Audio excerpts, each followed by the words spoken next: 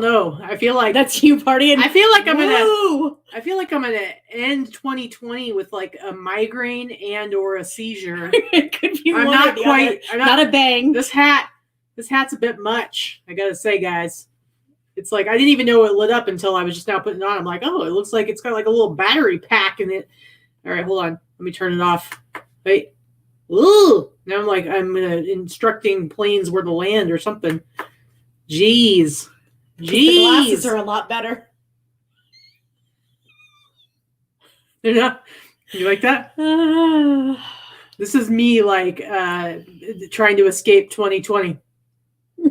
Notice that the 2021 glasses, this sums up the year because it's supposed to be 2021, but because of the way the glasses have to be, it basically says 2020, and then there's a 1 sticking out, and it looks terrible, and it's like we can never escape 2020, basically.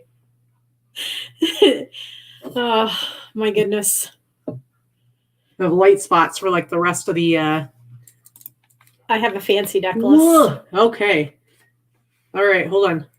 I'm gonna turn this off again. Oh, wait, Cheryl says she has no picture. I think that might be only Cheryl. Is everybody else? I think Cheryl. I think you're having issues. Can everybody else see? All right. Here. Hold on. I need to turn these off too. Whoa, that was rough. I think you did just give me a seizure. Some people are saying no pay. Okay, are there people in there that can see us? Anybody? Okay, some people can see. So for those of you that can't see, sorry, you're just going to have to suck it. Just kidding. I don't know what the problem is.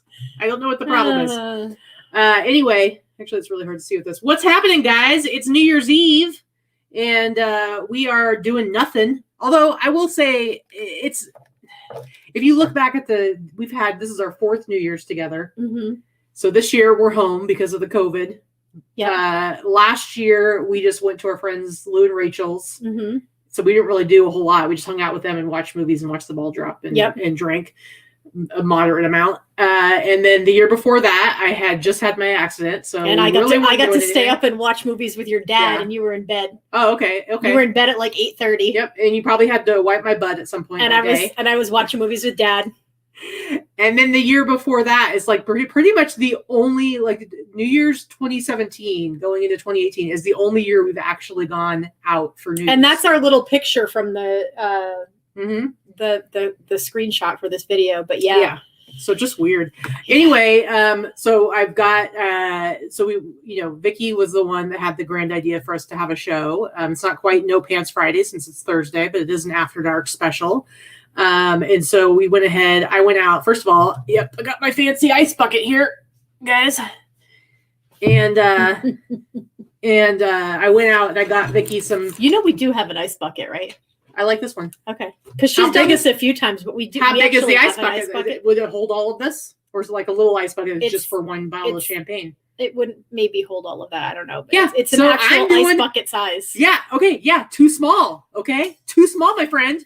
All right. Listen, shut up and pour the champagne. Okay. Anyway, so I went and I went crazy, guys. I got Vikki like a $20 bottle of Prosecco, but because it was on sale. So not because she wanted to get a nice bottle. No, I actually wanted to get her a nice bottle, and this was one of the better ones because it basically went from like ridiculously cheap, like $5. That's my usual. To this. To like $80. It was like there was no kind of in between. Well, it's because you're at the grocery store, right? Let's be real. Let's be real, guys. Let's be real. So yeah, happy end of 2020. I mean, I know we keep saying this, like we're all like, yay, 2020's over. It was a suck fest, but like, do we really think it's gonna be different tomorrow? Well, we're gonna find out. So we've got Cheryl on standby because we're not gonna be on the show for 4 hours tonight, but we'll definitely ring in the East Coast. So Cheryl's on standby, and she's gonna get Kara. Yeah, and Kara. Cooper. And we've got a few people on the East Coast. And Colleen's on the East Coast. So our East Coasters are basically they're gonna let us know if anything happens. If the world ends in an hour. No, or if it like just magically gets better. I don't know. Katie's drinking beer. Yeah, hold on. I'm the official. Anytime she has Prosecco or champagne or whatever, I'm the one that has to open it. Elba's in PA, so is Colleen. Mm-hmm. Gary is in Washington, D.C. See if I can like make this. I actually was prepared and brought a towel just in case it like for some reason fizzes over. Will's on the East Coast too. Yeah, exactly, Dana. Sign Debbie Downer. Nothing's going to be different. It's true. I do think the year as a whole is going to be, well, I'm looking forward to some things, and I think something better. However, I will say, do you want to do a little brag fest about what you discovered earlier today at all? Like you kind of put together some rough, gross numbers across your platforms. You're like looking at me like, oh, well, I wasn't. Well, because it's. Speaking of, I was just proud of myself. I did a rough estimate of my numbers across all platforms through today, so year to date, and I increased my sales by like $35,000 this year. So I was pretty proud of myself. And you're really good. Considering I did not see a Q4 increase on eBay at all. In fact, Q4 was my lowest quarter out of the year. So I was my lowest quarter on eBay anyway. But so it's been a sucky year, but sales wise for you exceeded your hopes and dreams and goals for the year. Yep. And I know I certainly didn't get near you, but I know like last year I grossed right at like 100K, and I didn't do what you did. I didn't add up any numbers, but my goal this year in my head, goal in my head was to do 140 this year, and I ended up at about 157, 158 gross. Yeah. And so, and so last year I did 100, and I haven't added mine up yet, but I've definitely done better. And I'm going to guess maybe I'm at 120. But still, for me, I'm perfectly happy with that. So. Yeah, see, I got the good champagne, right? What, did you show them your champagne glass? This is my eBay champagne glass. Champagne, yeah. You want your little sippy top on Probably because I'm a spaz and I will probably drop it or throw it or knock it over at some point. So yeah. Yeah. I'm just drinking I'm drinking a Danish style Pilsner. I'm not so big on champagne's okay, but it's not my thing. I mean, I do have to say, if Crystal happens to be watching this, or if she watches it later, because she probably has a life, so she probably isn't watching this tonight. You don't know. I don't know. But adding Crystal as my lister this year definitely helped me increase my revenue. I had Dana as my assistant before, and while Dana was a huge help, she wasn't doing as much as Crystal does. So adding and having Crystal do a lot of listing for me allowed me to, and having list perfectly is really what did it for me. Yeah. For sure. Absolutely. And buying and changing up my buying strategy and buying large quantities and doing a few buyouts in some large quantities. That I had to change and pivot a little bit, and it worked for me. I feel like that's something that the whole pandemic and having to go on lockdown, it forced us to try some different things in how we were sourcing. And I think for you, it pushed you to have to buy some bulk buys from other people, like, and while they may not have necessarily been like game changers in and of themselves, I think it pushed you to try that kind of stuff more, to where you did a bunch of really big bulk buys over the year, and it's changed a lot. It did. It made me. It definitely made me change my buying strategies and work strategies. So, I mean, I think that's what you have to do. You have to change things up if you want to grow, right? Absolutely. And I was at the point where I couldn't possibly do any more at the level I was at by myself without getting more consistent help or changing it up. So those two things for me were list perfectly, adding a couple of platforms and having Crystal as a lister she does all of my clothing, basically 95% of my clothing at least. And that's been huge for me. And some weeks that's only 50 items, and some weeks she does 100 items. And that's been really big for me, for sure. Yeah. So I see that we have a few people in the chat that we haven't seen in a while. Look at Amanda Clark in the chat. What? And hubby, they're both spending with us. Hello, all right. hello. Thank you. Yeah, we've got a lot of people in here from all over. We decided to do this at 8:00 so that we could ring in at least one New Year with our friends. So all of our friends, that it's going to hit midnight in about 50 minutes. We'll definitely still be chatting because you all know us. And we wanted to make sure that because we were going to do it so late that we would. All the East Coast people would be asleep. Yeah, so we figured, rather than go super, super late, we would at least ring it in with East Coasters. I know I don't know if Trish is home yet. I don't know if you saw her comment, but our friend Trish, who's on the East Coast, she had commented. I haven't seen her in the chat. She had commented on my Instagram post saying that she hoped she was home by then, which I don't know where she is, out gallivanting in 2020 after 11 o'clock at night. Ugh. Just terrible. Yeah, seriously, horrible. guys, you if you do not have lists perfectly, I know, I talk about it ad nauseum, but it is because it has truly been a game changer for me in this last year.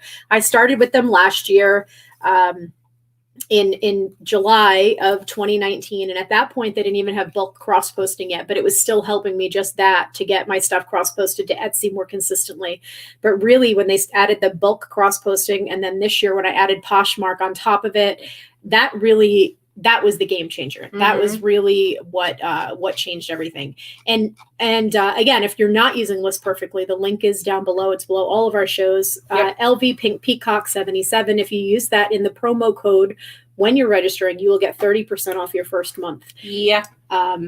And sure, you get a lot of support. The List Perfectly Facebook group. Liz is in there, and Teresa's in there, of course, and I'm in there, and along with thousands of other people. I'm in there too. I just don't. She just doesn't comment. She doesn't do anything. But we will constantly answer questions, and it doesn't matter if you're one of our stranger friends or watch our show or use my code or anybody's code. Everybody in that group is very, very helpful. Absolutely. Yeah. By the way, I saw Kathy in the chat earlier, our favorite Canadian, and I saw that she had commented before the show started about how she's the favorite Canadian for another hour and 45 minutes. But listen, Kathy, we go by our time, okay? It's true. So you actually have 3 hours and 3 hours and 48 minutes left as our bought and paid for favorite Canadian. So I just want to make sure she's there. Okay. I just want to make sure so don't sell yourself short. Will says, I want to try List Perfectly, but feel that I'm too small as a part-time seller. Honestly, I don't think that anybody is too small. Will, I know you have at least a few hundred listings, and that's enough.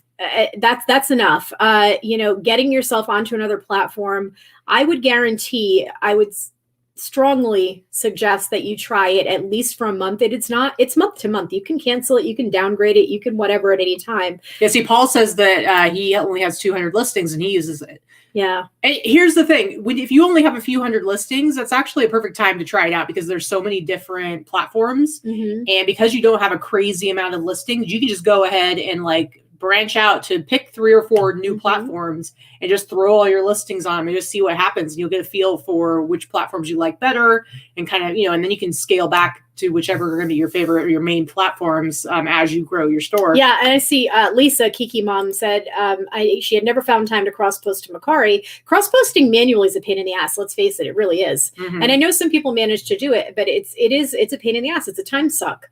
And this makes it a no-brainer. And she's she had 9,000 in sales in 2020 on Macari. So yeah, absolutely. Yeah, I do the same thing. So Colleen, every time I do a listing like today, I did 25 listings today. I will say 18 of them were from drafts that had previously been done by Crystal, but I made them live. I tweaked them. I tweak the title. I create the listing and put my pricing on there. So I made, and then I did a few of my own from scratch. So I did 25 listings today, and then I take them, I put them right into List Perfectly first, and then I cross-post them out to 4 other platforms. So it's I'm doing well over 100 listings. It's, it's pretty good. I actually list directly to eBay and to Etsy, which because I list similar stuff, it's really easy for me because I'm only doing t-shirts and sweatshirts and stuff like that. So even though I'm listing directly to 2 platforms, I do them simultaneously. So let's say I'm listing a t-shirt, I'll do them both on eBay and Etsy at the same time. So it's literally click to get the pictures up and so it's really fast because there's some things, this is just the way I prefer it. Because I want to be able to put in keywords and stuff like that when I'm doing my Etsy. And then at the end of the day, let's say I've done 25 listings, then I do my cross post to Grailed in Mercari. So Anyway, not to be like a whole commercial. So, no, what Kathy asked is asking about Canadians and List Perfectly. I do believe that it is in the works, but as of right now, it is for the U.S. only. There are a few Canadians that use List Perfectly because they list on the .com website. If you list on .com, I would join their Facebook group and ask a question about that. Obviously, I don't, so I can't speak to that, but it is specifically a US-based company. But I know of a few Canadians that have made it work on some platforms. They can't use it on all the platforms, but I know that there are a couple ways around that. Yeah, depending on how you list. So yeah, if you list on .com, that's one of the ways that you can. I think you can get to maybe one or two other platforms, but I'm not entirely sure exact. I would join their group and ask, because I know for a fact that there are a few other Canadians that use it, but it is not geared toward Canadians and .ca. So I know that there are definitely limitations. Mm-hmm, mm-hmm. But anyway, so what's happening, guys? What's everybody up to? Yeah, what else is everybody doing? I see that we have 110 people watching us live right now. So I know that there's a lot of you guys are sitting home tonight. And first of all, from a healthcare professional standpoint, I appreciate all of you that are staying home and not out partying it up. Are you a healthcare professional? No. The way you said that. Sorry. From all of my friends that are healthcare professionals. The way you said that, it was like you were announcing it. No, we didn't tell you guys, but she's actually a doctor. Yes, I play one on TV anyway. No, I appreciate that you're not all out, spitting on each other and licking things. I mean, that's usually what I like to do on New Year's, but this year I decided to scale it back a little bit. I'll only be spitting and licking you. So Thank you. Basically, that's the way it's going to be. I appreciate it. Anyway, so I see some people have said a couple of goals that they have for 2021. I don't know that I have like necessarily goals. Maybe things I'm looking forward to, things I'm wanting to do. I don't know. What do you have? What do you? Well, first, I wanted to just acknowledge our friend Cheryl. We're trying to hopefully we can make you laugh tonight and cheer you up a little bit. Yeah, we love you, Cheryl. We did talk about Cheryl on last week's show, and unfortunately, her mom did pass away this week due to complications from COVID. So we love you, and if you were here, I would give you a really big hug, honey. We're glad you're here to. But we're glad you're here. We're glad you're here. So, yeah, it's been 2020. Ugh. Professionally, it's been a good year. Yeah. I think I made a comment today on my personal Facebook, and I said, while it's been a crappy year for a lot of people, this hasn't been too bad for us. Like, I think it's been hard for everybody. Don't get me wrong. You've heard me talk about it. We've all talked about it. It's been hard in certain ways, but we've had, Katie and I haven't killed each other. I would say it's absolutely. I mean, we spent so much time together anyway. It wasn't like a big I don't know what culture shock or whatever you want to call it. For a lot of people, it's like if you you both go outside of the home to go to work, or one of you does. For us, we both work at home and we both do the same kind of work, so we're together all the time anyway. And we don't really go out a lot, so it wasn't like we suddenly had to manage being around each other 24/7. That's already what we do. But I will say, I think for our businesses, yes, because it was a little bit hard at first. Sales definitely dropped big time for like a month and a half. Mm-hmm. But ultimately, with the challenges that we had this year, they allowed us to actually grow our businesses and improve in a lot of ways. And that's pretty awesome. I will say, there's definitely been some strain and hardship when it comes to friendships. There's been it's been hard not being able to see our family. So it's having to cancel or postpone our wedding yet another year has been kind of crappy. So I think, I think we've all had some hardships. Fortunately, we are healthy. Mm-hmm. Our closest friends and family members have all been healthy. We've had several friends and people we know that have had COVID, but they've all recovered. Yeah. We haven't personally lost anyone too close to us. So I'm grateful for that. Yeah. Like I said, we haven't killed each other. No. If anything, I think this year has kind of brought us closer together. Mm-hmm. Even though we haven't had much choice in the matter, but I think that it's been difficult for a lot of people in that way. And like I said earlier, like financially, we've, having economic security in a time when so many people are uncertain, it has not. I don't take that for granted. I realize how fortunate I am. And honestly, like, yes, we've worked really hard to build our businesses to where they are, but to a certain degree, it is pure luck that it just so happened that, I mean, because the online industry thrived. Right. This is unprecedented. We've never had something like this happen in our lifetimes.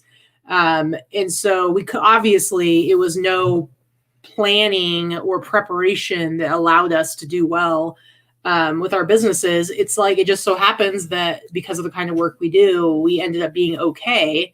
Yeah. But there's so many other people where that's not necessarily the case, or they've been able to continue to work, but in a much more risky environment that we have the privilege of not having to do. Mm-hmm. So we try to always be super conscious of that. We try to, like, we don't go out a whole lot, but when we, they have pretty strict restrictions here now. It's like no more than 4 people at a table and like 25% capacity in restaurants. So when we do go somewhere, it's just the 2 of us. What are you doing? Nothing. Rattly McGee. So when we do go somewhere, 2 of us, but we're always trying to be super conscious of like tipping extra, because we recognize that the people who are serving us, like, they're doing as they have to work, they have to rent, they have to, pay their bills. But maybe if it wasn't such a necessity, maybe they wouldn't want to put themselves out at risk every single day. And so we try to be respectful of that and like tip them a little more because we can. Mm-hmm. I don't know. I think we've both tried to pay it forward as much as possible because we have been fortunate this year. Mm-hmm. And I kind of, like Lisa says, this year has been good to open her eyes to who she really wants in her life. I think that there have been some struggles for almost everybody this year with relationships, whether it's family and friendships, because there are so many diametrically opposed viewpoints, let's put it that way, but whether it's politics or how to handle this virus or what have you. And I don't want to battle about this or talk about this in the chat, please, guys.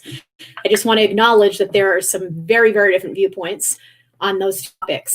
So when people cannot speak like civilized adults with respect for one another's belief systems, whatever they may be, it's been real easy to, like, I've hidden a lot of people on Facebook. I unfriended a bunch of people.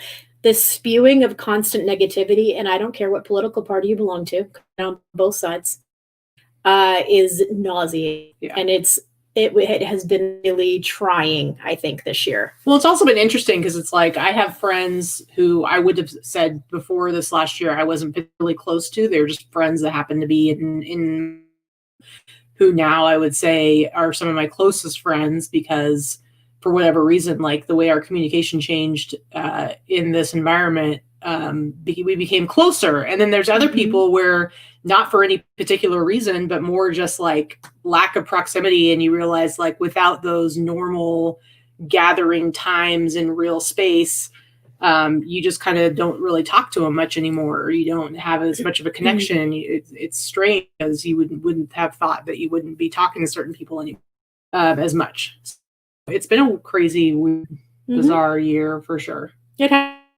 But I think it's definitely helped me appreciate things more. I like to think I'm already appreciative and grateful for what I have.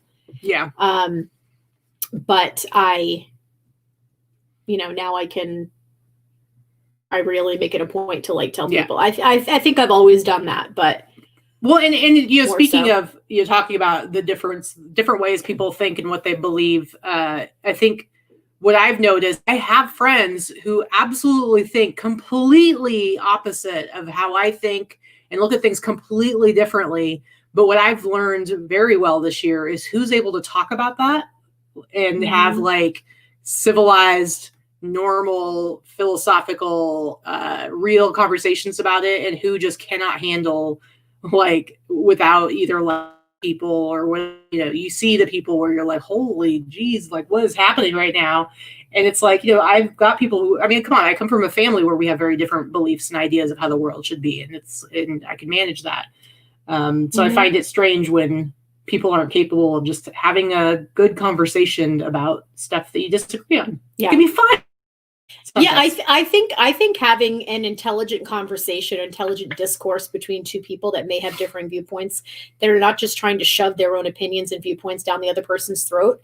I think that that's the whole point of intelligent discussion. I am willing, welcome, and able to understand and listen to someone else's viewpoint, because sometimes they will change my mind. Sometimes they'll make me aware of something I wasn't aware of before. Yeah. That's the whole point of people having opinions and points of view.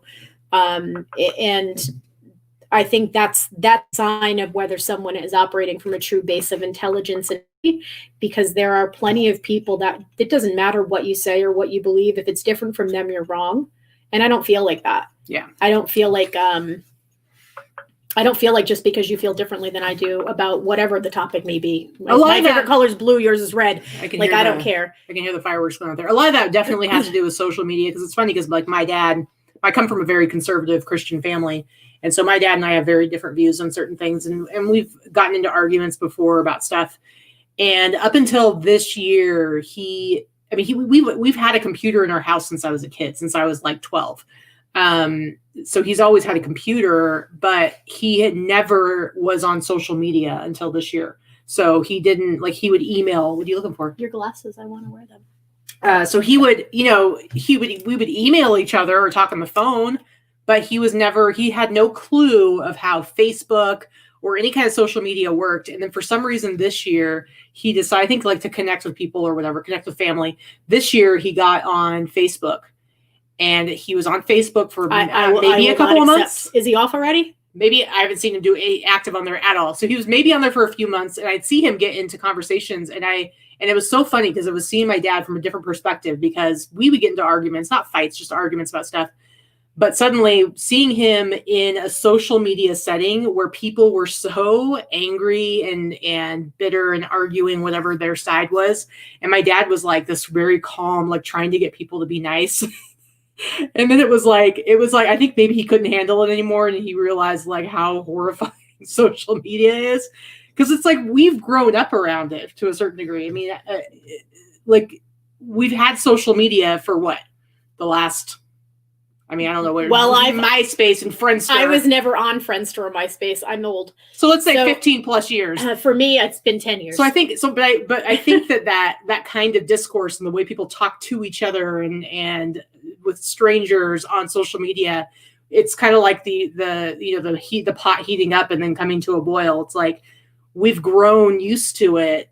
But can you imagine, like, all of a sudden just jumping onto Facebook and never having been on social media? It'd be horrifying. Yeah. It'd be crazy. Oh. Yeah, Amanda says my eyes are more sparkly than usual for some reason. I know, right? Yeah, absolutely. This is my facelift for the year. There you go. But yeah, Liz had said that she has definitely gotten closer to her admins, her fellow admins in the boss group. Mm-hmm. I feel the same. I absolutely love our admin team in the boss group. Really, you ladies have kept my sanity this year. Yeah. We have a little chat thread that within our boss group for just the admins.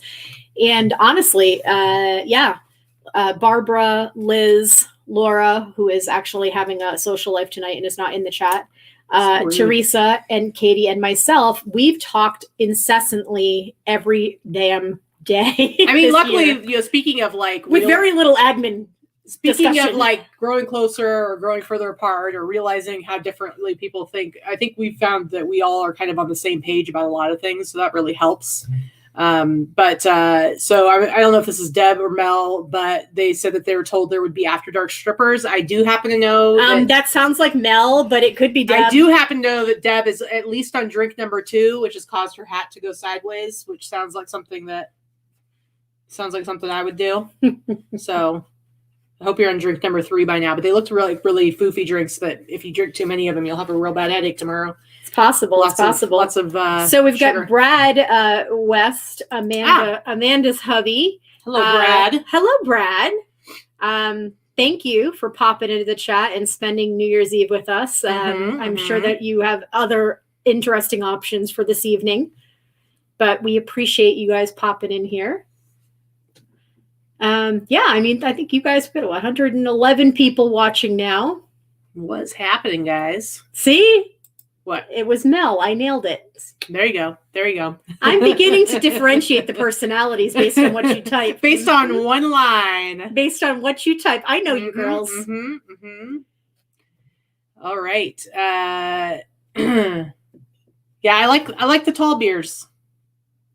You know? Yeah. How you doing on your I hear fireworks? I'm still sipping. You can hear the fireworks. None of the casinos are doing fireworks this year because COVID, and they're not trying to encourage large gatherings. And that New Year's Eve is the second biggest, or might be the first biggest night of the year in Las Vegas. Normally, it's New Year's Eve and 4th of July, and both things they canceled the fireworks this year to try and cut down on the gathering of they groups. Still have Fremont open, and there's like something like 14,000 people down there right now, which is crazy. Expected, but there are no bands playing. There's nothing happening outside, so I don't know how much will be happening. But yeah, so we can still hear the fireworks though. That's just local people, I think. Yeah, probably just firing stuff off out there.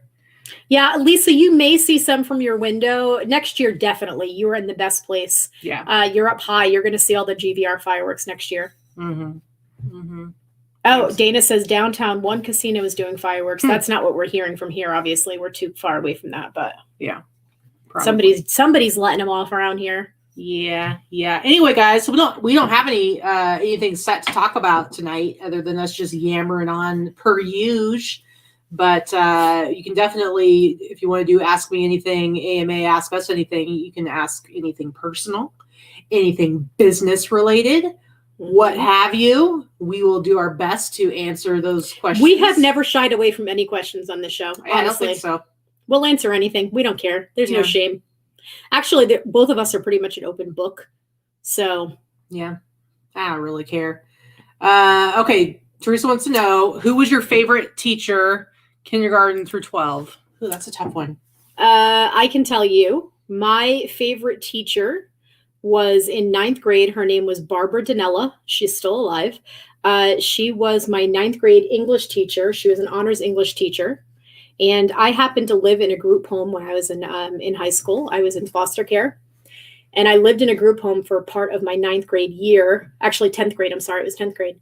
And I wanted to stay in the same school system. And my foster home was 30 minutes away from my school system. So I used to get up at 4:30 in the morning and take 2 public buses to get myself as close to the high school as I could.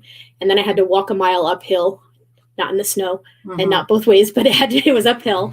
And I didn't make it to school until about 15 minutes late every single day for the first week. Now, the people in my school knew why I was late. And I remember her coming up to me about a week into class, and I was always late and huffing and puffing because I rushed to get there on time. And her coming up to me and saying, I know you're allowed to be late to my class every day, but I need to know why. And I told her why. And she said, give me your address and your phone number. I'm picking up tomorrow morning. And she started picking me up every single day to take me to school. And then she would give me a ride home so I didn't have to take 2 buses to go home. And she was my favorite teacher because she actually gave a shit about me as a person and as a kid. Now that wouldn't happen these days. There's too many reasons why no teacher would put a student in their car. But in the 90s, she was awesome. Yeah. And that was great. So honestly, I can't say one teacher from all the time. I had a lot of really great teachers. I would say probably grade school, middle school, my favorite teacher was Mrs. Smith. She was my 5th grade teacher. She was awesome. We're Facebook friends. And I think her birthday was just today or yesterday, something like that. And then high school, I had a couple, and I couldn't pick between. I had a few. That's the thing. I had some really good teachers in high school. I had Mrs. Frohlich. She was our art teacher. She was awesome. The first day of school, I was a freshman. My sister was a senior. We were both in the same art class. And Fro, at some point, someone was talking, and she was like, and I need to tell you, I'm not going to take any shit from any of you. And I was like, because I just came from middle school, which there were like 30 kids in my class, my whole class, to a school of 150 kids in my class. And this teacher's swearing at us, but it turns out she was just trying to scare us and be funny. And then I had Mrs. Cromer, who was my English/drama. And she was always super awesome. And Mr. Pendleton. I mean, I had a lot of great teachers, but Barbara Danella. Yeah. I don't have a story like that. Sure. So for me, it was just the people that I felt like really saw a lot in me and helped me to I remember going and talking to my Barbara Danella ended up being the school principal several years later. Mm-hmm. And I remember going back and speaking to the school. I had my daughter, I was a pregnant teenager. I had my daughter my senior year in high school, and I was an honor roll student, and I still graduated. I graduated 4th in my class, and I went on and I had a good job, and I did well for myself. But that's not the norm that happens when you're a teenager that has a baby, right? We all know the statistics. So I remember having that same teacher contact me a few years later and ask me to come in and talk to her kids or at-risk kids in the high school. That because there were plenty of kids getting knocked up in their teenage years at that time. I was kind of still in the 90s. It was still kind of verboten. Most of the kids dropped out. But I remember going back and talking to a couple of the kids and girls that had been pregnant or were pregnant or about to have kids, and her wanting me to talk to these kids and tell them that this doesn't mean that now you have to go and. It wasn't like a scared straight. No, it wasn't a scared straight. It was actually they were already pregnant, but she wanted me to go and talk to them and make sure that they knew that you didn't have to be. It wasn't a death sentence just because you became a mother young. It doesn't mean that you know. Greg Dupage Piquer, $4.99 super chat says, "Thanks for bringing us together. Best bunch of peeps ever." Thanks, Greg. We appreciate it. Let's see. Yeah. So Jen says I should reach out to her and tell her repeatedly. I have Jen, honestly. I've written her letters in the past, and she knows. She still matters. Yeah. So Bonnie asked an impossible question, which I don't even think I can answer. She said, "Katie, movies or music? One has to go. Which one would it be?"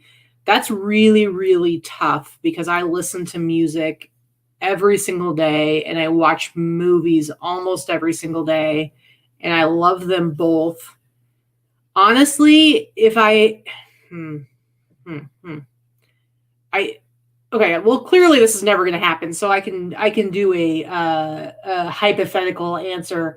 I probably would have to say movies would have to go. Now, the reason I say that is because believe me, I love movies, and I probably love movies more than I love music. But it's like music is such a big part of my life, and I'm not kidding. I could go a couple of months without watching a movie at all, but I listen to music every single day. And when I'm in the car, like even if I'm just going to go take the mail that the mail lady didn't pick up and I have to take it to the post office and it's a 10-minute drive, I get to listen to the music cranked up super loud for 10 minutes or 20 minutes on that round trip.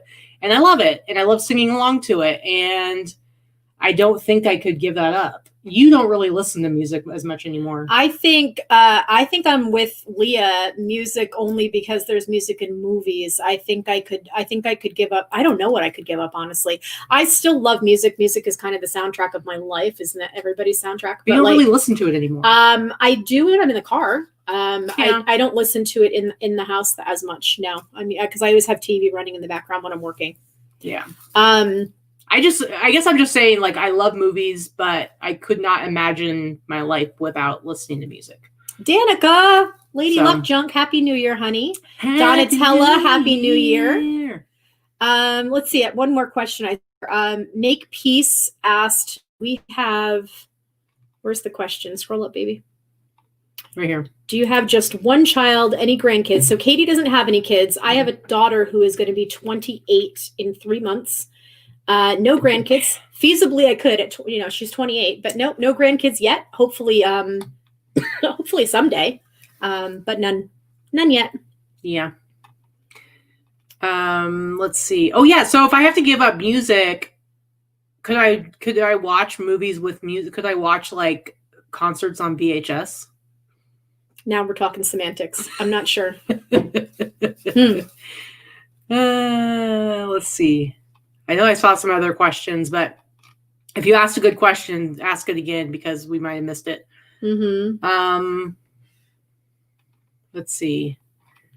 I know I saw some good ones that I wanted to answer. Ask it again, everybody. Ask it again.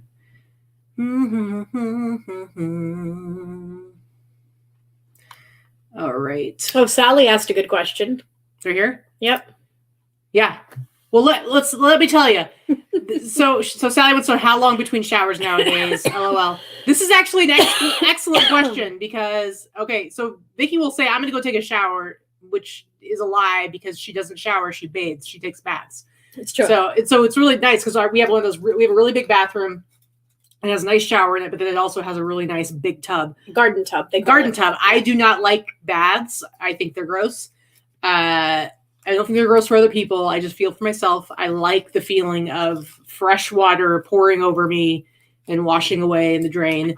But anyway, so I'm a shower person. She's a bath person.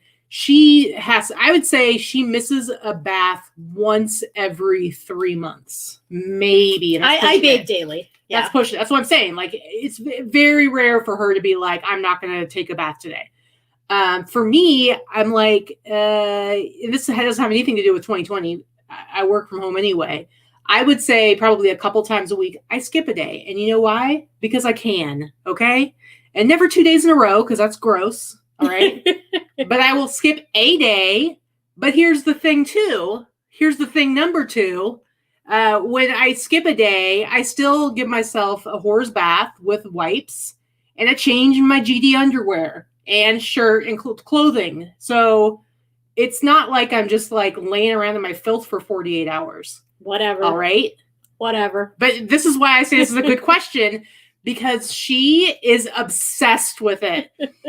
And I'm not saying she's obsessed with bathing every day. She's obsessed with whether or not I have bathed. Like every day almost she'll say, so did you take a bath today? So you get to take a bath today? Shower. So hey, you get a shower today? Hey, are you getting a shower? She said it the other day. She's gross. She said at the end, it's like, not like I smell or anything, like, because like I said, I do, I take care of my business, okay, and put on deodorant and whatnot, so I smell fine, brush my teeth, all that business. So anyway, the other day she was like, are you gonna take a shower today? And I'm like, no, why? And she's like, because Dana's coming over, which I thought was hilarious because she was making it sound like Dana was gonna be horrified if she knew I hadn't taken a bath, which I'm not really sure how she would know, because regardless, I'm still wearing the same shit. I'm wearing a t-shirt and pajama pants and a hat. So, and secondly, even if she did know, she wouldn't care. It's true. But every day, are you going to take a bath today? You can take a shower? You're yelling in my ear, by the way. And then it gets to late at night. She's like, you didn't take a shower today, did you? You need to let it go. You need some help. Let's see. There were some good questions in here. Scroll on down. Scroll up again. I can't. How far? We're way up. We're way up. Down. We're way up. What would you each do differently in 2020? Jen Lee asked. You mean in 2021? No, she asked this year. What would we have done differently this year? Oh. I think I probably would have. The only thing that I would have done differently this year is hide people that were annoying me earlier. Yeah. Although on social media, I personally like to know the truth. So, and let's see what else is there. I'm going down because we're way behind on the chat right now. So, well, I want to get all the questions. I understand, but they don't want to watch us doing this. I know. Sorry. So Lisa was saying it's super dry here in the desert. It's true. You go through a ton of moisturizer. I go through like a tube of moisturizer every 3 weeks here. Yeah. Yeah, it's very dry. Mm-hmm. Let's see. Here's a good one. Where'd it go? I lost it. Somebody asked favorite new. Here we go. Liz wants to know favorite movie of 2020, favorite series / show of 2020.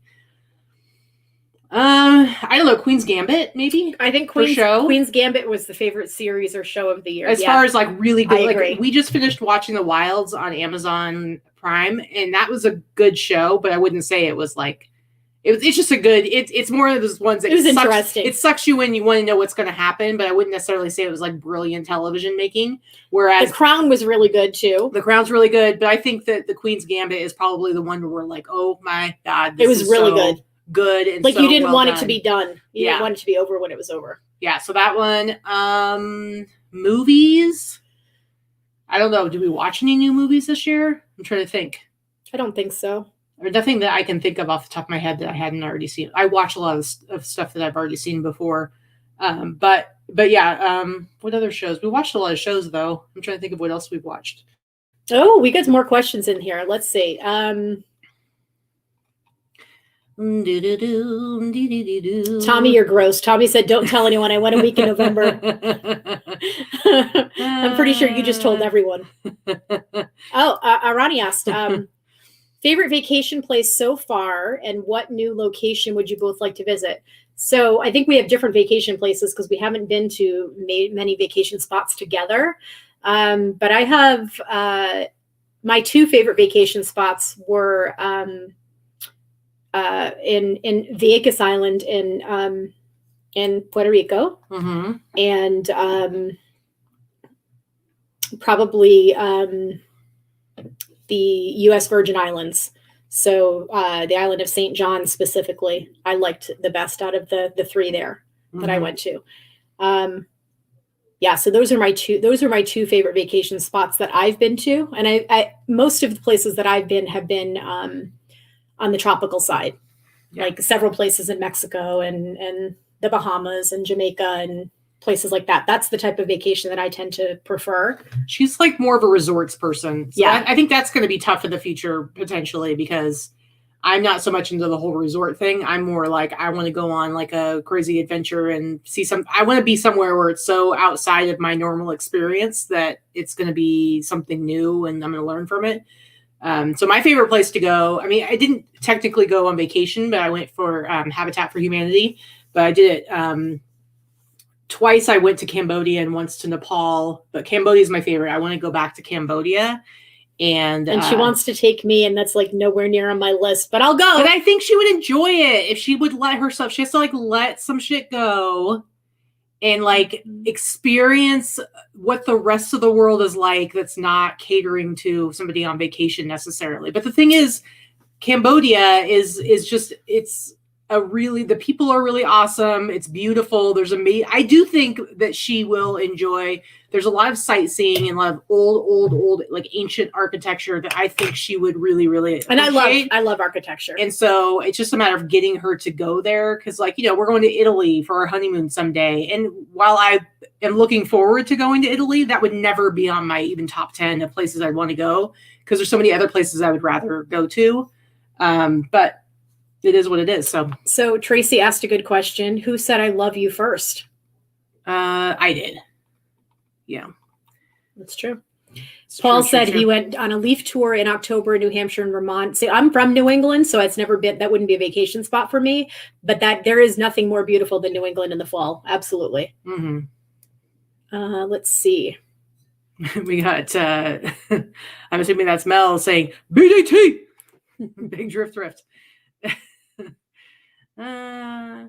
Would you gals ever do a garage sale every month to rotate your inventory and pick up quick cash? No, I don't need to. It's too much work. Neither of us have anything that we would sell for that cheap to make it worth it. Yeah, I don't sell anything in garage sale prices. Yeah. I could just sell mystery boxes if I really wanted to. I mean, I need to probably cull some of my t-shirts and stuff like that, but I could probably just put them into bulk buys for other people and, make more money than I would at a garage sale, even if it was a few dollars for a t-shirt rather than 50 cents or whatever people expect to pay at a garage sale. So Lisa says, when are you guys going to babysit Jax? Drop him off. Come on. We'll take the puppy. We were just waiting for him to be done with his shots, and now he'll be good with our dogs. Yeah. Jenna says, Happy New Year, ladies. Happy New Year, Jenna. Let's see. I'd vacation in the Smoky Mountains, home of Dolly Parton. I would do that. Oh, I definitely would love to go. Yeah. I would like to go anywhere. I'm open, honestly, to traveling anywhere. It just so happens that most of my let's face it, I am only 45, and I'm not saying that that's a really young number, but I still have so many years of travel left in me, obviously. So, and Katie's only 41. So I am definitely interested in seeing more of the world. I've seen a lot of the United States, but I haven't seen a lot in the middle. I've seen a lot on both coasts. There's a whole lot in the middle that I haven't really seen. I really like I said, I like being pushed out of my comfort zone. I want to go somewhere and be like completely out of my element. And I think that'd be, so even like talking about going to Italy, we've talked about that. Like she wants to go see like the Vatican and stuff like that, which I totally get. But I also am like, okay, but I would like to go. I want to go to like a little fishing village where you get to go out on like a little boat with like some old Italian dude, and then you sit in one of their local I totally want to like do in that. their house, you know, where you get to. I want to see the major sites and the architecture, but I also want to spend time in a small village. Yeah. So I think that we'll do a good one there. Easy question. Makepeace asked, how tall are you guys? I'm not tall. I'm short. I'm 5'4". She's shorty. I'm 5'10". Amanda says reseller cruise. Yeah, I've heard that's been done before, not so successfully. So I'm not interested. There's a couple of them, and to be honest, like I don't want to go on a cruise. Period. Like again, my whole thing I just said about like resort, like going to travel, being in a resort where everything's kind of catered to you as a vacation doesn't sound fun to me. And so to me, it's like a cruise is like the ultimate of that, only it's encased in a ship. I've been on a bunch of cruises, like, and cruises are fun. They have their own place, but I don't need to do anymore. And if she doesn't have an interest, I wouldn't do it. No interest. But we are still doing our reseller con, or our reseller convention, reseller remix. At some point this year. We're hoping it'll happen this year, this coming year. It does depend on what happens with COVID and with what happens with Las Vegas and how it opens up for conferences and conventions again. But we very much would like to try it again. We'll probably try to push it to a point when everybody can feel comfortable coming. Yeah, which I think is probably, we're looking at fall. Yeah, if we're being honest, maybe I think it's like we don't really fall. know, so we're not gonna try to push it and plan it before we can feel certain of that. So we'll see.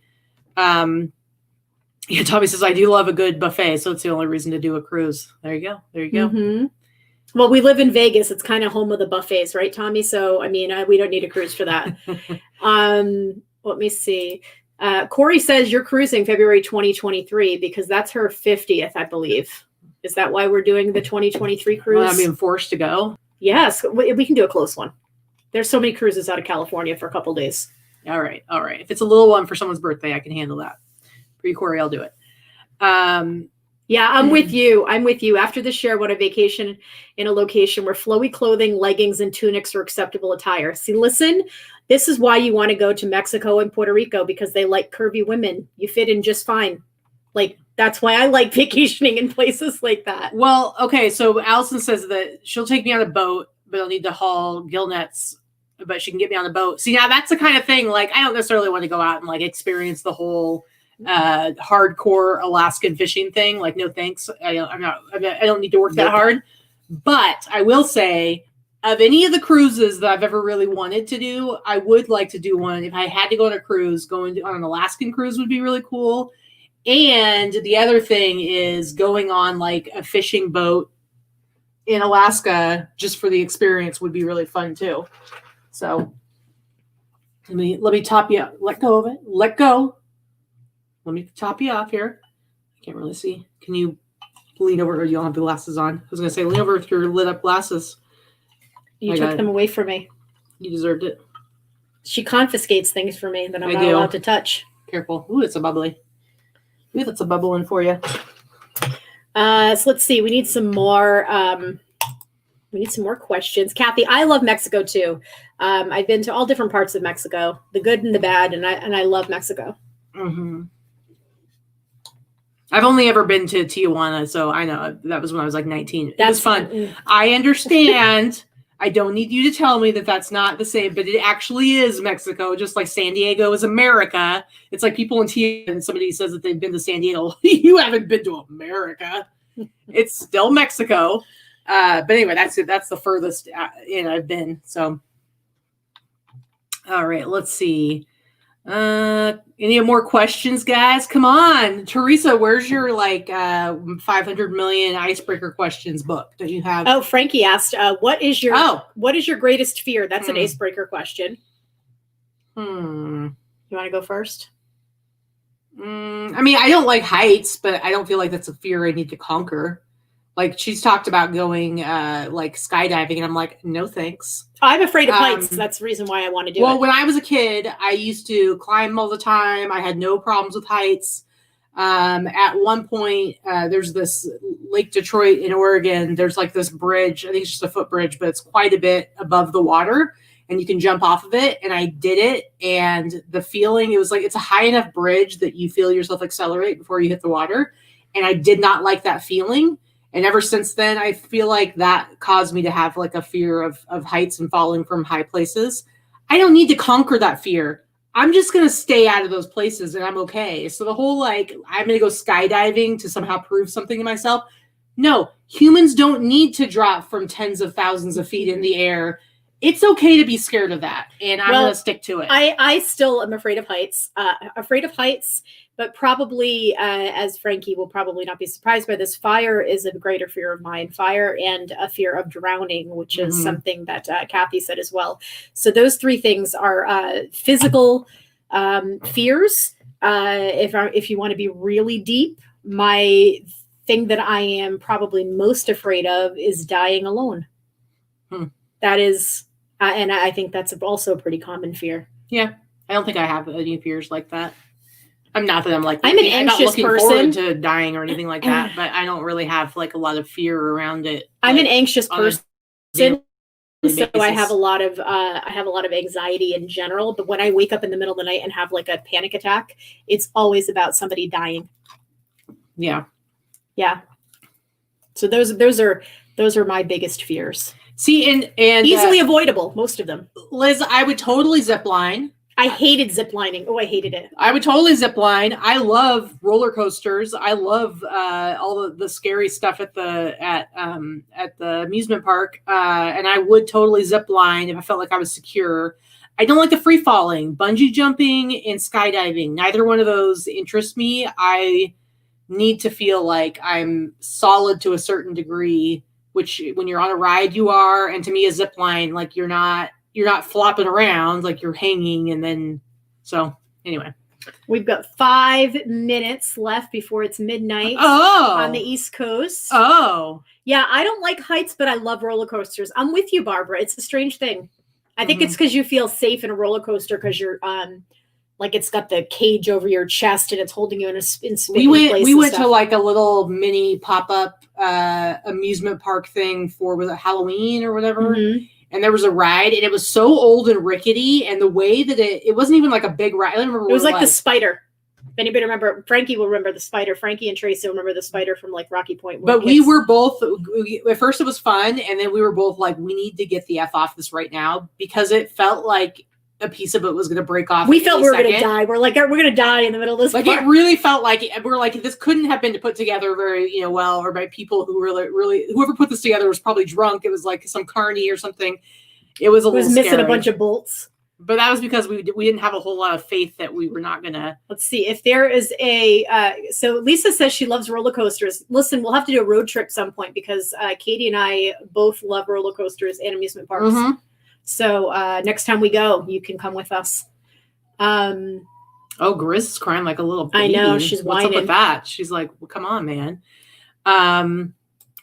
So let's see. Best place to eat in Las Vegas that's not a taco place. Honestly, our favorite thing in town probably is sushi. I mean, we love we love tacos. I think it's partially because it's like sushi's like if you're going out for a nice dinner out, you're not going out for tacos. That's more of a casual thing. So for us, I would say we have a couple of places that we like to go. One's called Oishi.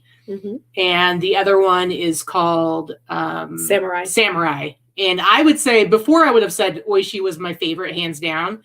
I would say Oishi and Samurai are really close because there's certain things I can get at one that I can't get at the other one. But luckily, we both share if we're going to go out to eat. If we have some people come into town, we usually take them to Oishi and then we take them to Taco y Taco. What you say? Yeah, those are the two places we go. Oh, fireworks, more fireworks. Hubby just joined us. Cheryl's hubby joined us. Hi, Cheryl's hubby. Hi. Let's see. Pop, pop, pop, pop, pop, pop, pop. Teresa said, would you rather someone always tell the truth or protect your feelings? I'm a very sensitive person, but I don't want anybody to lie to me to protect my feelings. I'd rather have the truth. Give me the truth. Yeah.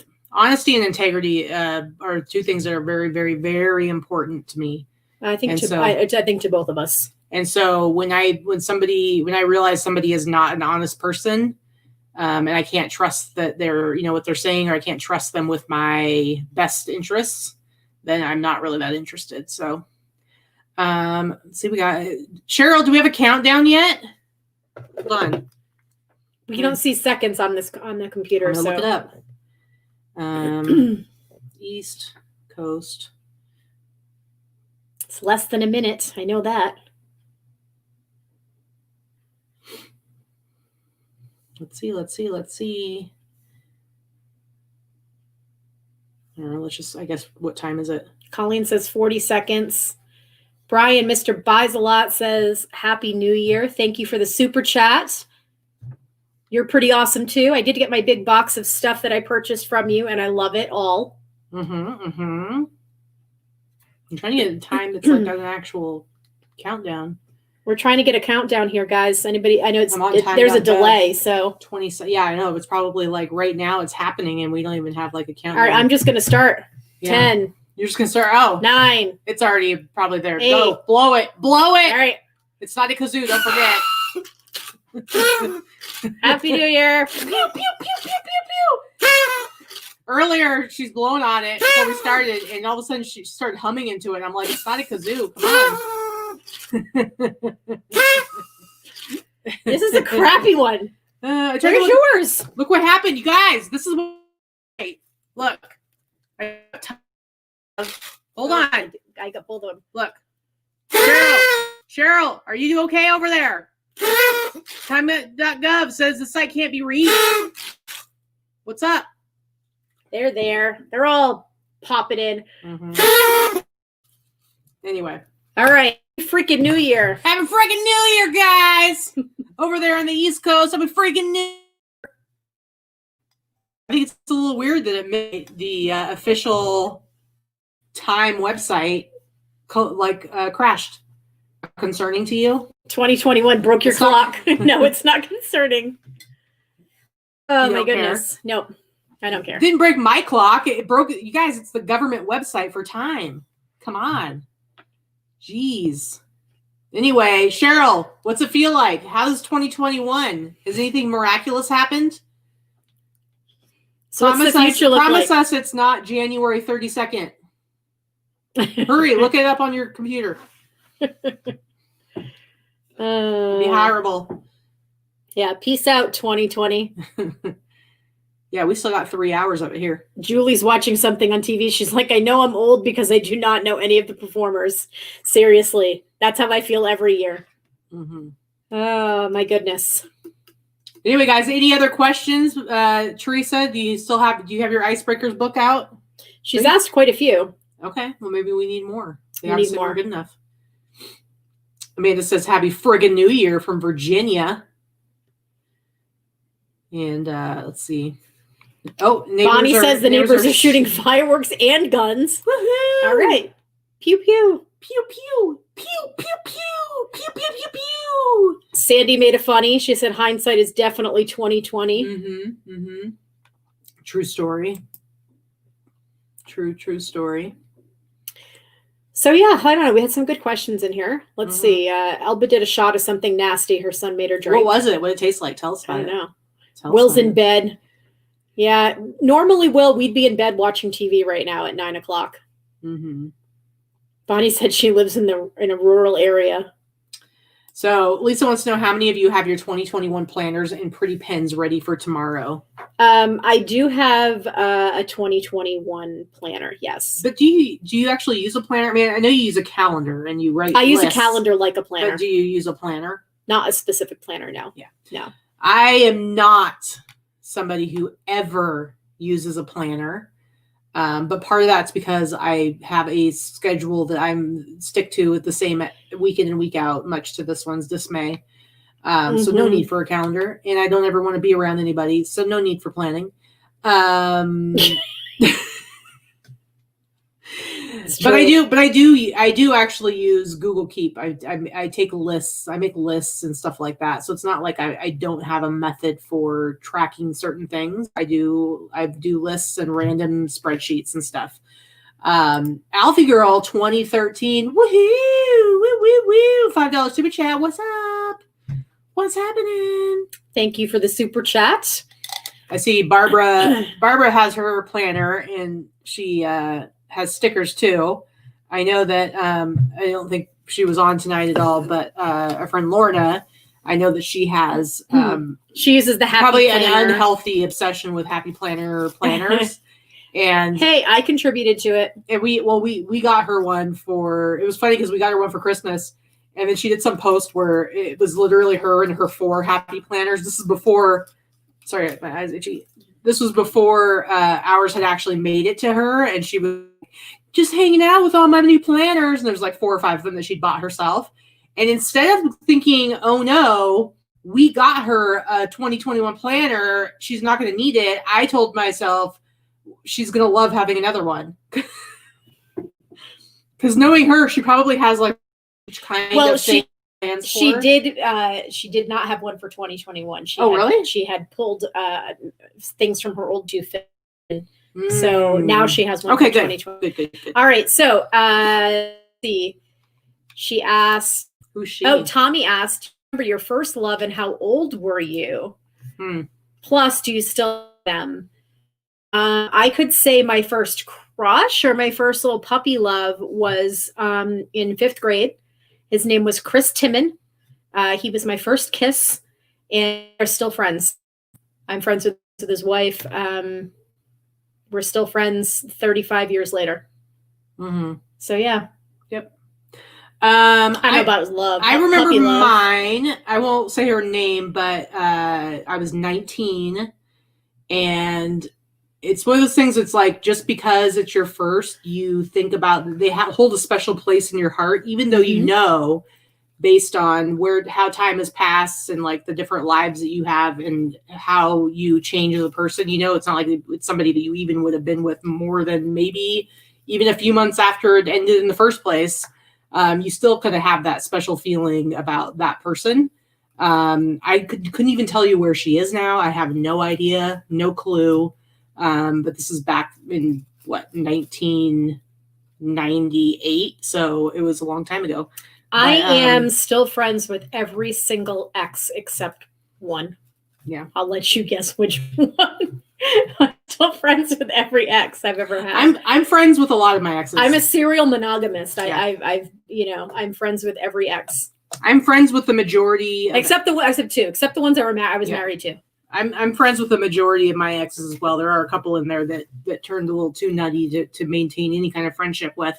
And the first one, it's just a matter of it was so long ago that we just never, I think we reconnected very briefly on MySpace a bazillion years ago. Now I couldn't even tell you where she is. But for the most part, I'm friends with other significant people that I was with in the past. Let's see, Teresa questions in there too. So let's see. Oh, would you rather have one real get out of jail free card or a key that opens any door? You would want to get out of jail. Let's be honest. But are we talking like the Purge get out of jail free card? Doesn't matter. It's just we'll get out of jail. Get out of jail. So pick something. Either you can hang on to it in case something ever happens circumstance-wise that you would need it, or you could consciously make a decision to do something and get out of jail free. I will say that for me, neither one of those are particularly appealing. Well, you could have a key that opens any door. So you could have a key that opens a door to I don't feel like I've had a lot an RV to travel. You could have a key that opens a door to a mansion, a key that opens a door to your but I don't feel like pool. I don't feel like just it's key. It doesn't own every house because the key fits in the door. I'm like, I don't know that I've spent a lot of time in my life being upset I didn't have a key for a freaking door. So I don't know. Neither one of those are that exciting to me. So, but I do think that you would take full advantage of the get out of jail free card. Sorry. I'm just saying. I probably would want to get away. Let's see. Vicky, the sassy criminal. Yeah. I don't know about that, but yeah. Tommy says, I can't imagine still talking to or being friends with an ex. Does that No, I mean, make you a bad person? There's a lot of people that say an ex is an ex for a reason. So if a relationship doesn't work out, that doesn't mean you should still have a friendship. And I totally get that train of thought too. I just have lots of friends, lots of guys that I've dated or been in relationships with that I'm still very good friends with, because just because the relationship didn't work out, whatever drew me to that person in the friendship realm is still there. Right. So I still like them as people, just not as a romantic partner. I would say for me, for the most part, when I usually, like, I've been the one that ends relationships, and it wasn't like it was something where it was too painful for me to still be involved with that person as a friend. Whereas I've had like a couple of people where it was like, I understand the whole, it's too painful to even be around this person. And then like a couple where it's like, they just turn cray. So it's like, you don't want to be around them. They're not good to be in my life. But if they were super cool people, which plenty of them have been, then I still want to hang out with them, even if I'm not romantically involved anymore. Yeah, I don't hang out with any of them, but I mostly because of proximity. They all live on the East Coast, but I am still friends with exes. Here's a good one. Wait. Teresa wants to know, would you rather give up all drinks except for water, or give up eating anything that was cooked in? What do you think my answer would be? Given that was in an oven, because you cook on a grill, stove, or fire, or any of those things that are not an oven, because you hate plain water. Well, no, you're the one who hates plain water. Yeah. But I also obsessively have a beverage with me at all times. It's true. She makes fun of me. I went to this day and I took some Gatorade with me, and she's made fun of me because I don't like to be thirsty. Okay. So I like to have, now I'm okay with water, but I want to have options. She was literally driving a mile to the grocery store to pick up 2 things and to come back. I'm like, were you afraid there was going to be a drinking emergency in that mile? I drank half of that Gatorade, and guess what? I wasn't thirsty at any point on my journey. We are in the desert, but it's not hot and dry right now. She, on the other hand, can go and drink half of a beverage. It's like, and then she wonders why the one time she drinks like 1.5 beers, she has a headache the next morning. It's true. And she's like, it's because I'm getting old. I'm like, or it's because you're excessively dehydrated. It's true. I'm always dehydrated. Mm-hmm. Amanda, congratulations. It is her 1-year anniversary of being a full-time reseller. It's officially as of today. Tell us how your first year went. Tell us in the chat how your first year went. I know it was scary at sometimes. You decided to become full-time reseller, and then the world shut down in the middle of a pandemic. Yay! Yep, pretty much. Congrats. So Alfie Girl asked a question. This is a good question for you. Normally, neither of us really have death piles. We like to source and then get the shit listed as soon as possible to get it working for us. Worst case scenario, I generally will have about 1 week's worth of inventory to photograph and list. I'm usually I have about 1 week of backup. With the exception of a few times this year being the first time, I have made some very significant purchases that are in large quantities that took me anywhere from 4 to 5 weeks to get through. Generally, that's about what my backlog looks like. However, if you go back and watch a couple of videos prior, you will see that 2 weeks ago, I went and drove with our friend Corey to St. George and filled up 2 SUVs chock full of clothing and dolls and toys. And now they are still all over my living room. Most of the clothing has been processed. It is either with Crystal for listing or has been listed already and has been brought back. So that part has been sorted and gone through, and the dolls have mostly been sorted, and I've just started listing them. As a matter of fact, I actually listed my first 5 items from that lot this week, and 4 of the 5 have sold, and I've already almost broke even on those 4 items. Yeah. But you're full of regret and anxiety every single day, aren't you? Yeah, it's a lot. Yeah. It's a lot. Yeah. Not going to lie. I walk downstairs right now, and our formal living room, dining room area is full of creepy dolls. And that's not normally the way it is at all. We just have nowhere to store anything right now. So it's driving me crazy. Okay, Teresa wants to know, first of all, I want to know what the word compelled means. Like, do I actually have to do it? Or would I just feel compelled? Would you rather be compelled to high five everyone you meet or be compelled to give wedgies to anyone in a green shirt? I mean, I'm going to have to say, unless I have that free get out of jail card. Well, high five to the face. High fiving is probably better than assaulting people by grabbing their underwear when I don't know them just because they have a green shirt. I feel like I'd get in a lot of trouble for that, but I just want to know, would my compulsion be something I could control, or would it just be like an overwhelming thing I'd have to do? So, oh, both of those things are gross. Where is she getting these questions? Would you rather have to fart loudly every time you have a serious conversation? Ew. Or have to burp after every kiss? Okay. I need to know. I think fart loudly, but I need to know, is it like, is the farting happening nonstop throughout the conversation?